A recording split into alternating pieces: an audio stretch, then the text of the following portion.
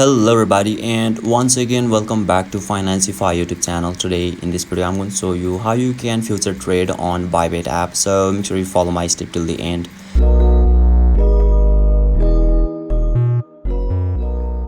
First thing first, I assume that you have already downloaded the Bybit app, and now once you open it, and yeah, make sure you are already logged in as well. And now right after that, you will be able to see the interface or dashboard of the Bybit apps on in the screen, where you can see there is a derivatives option at the bottom of this dashboard.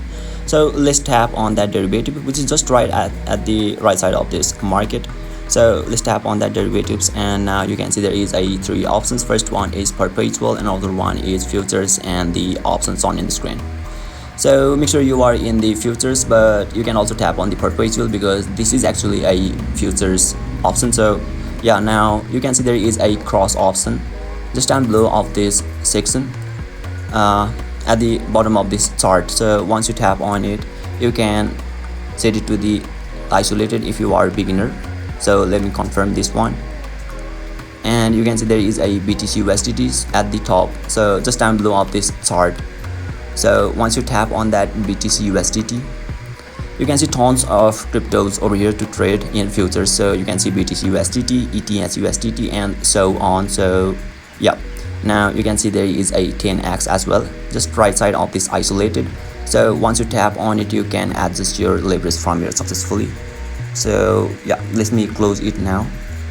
And you can see there is a limit as well. So make sure if you are beginners, then simply tap on the limit and set it to the market. And finally, you can adjust your amount, or you can also simply enter your amount manually. Let's say 100 ETH for a demo. And now finally, once everything's done, you can also select or set the stop loss and take profit as well by tapping on the TP/SL.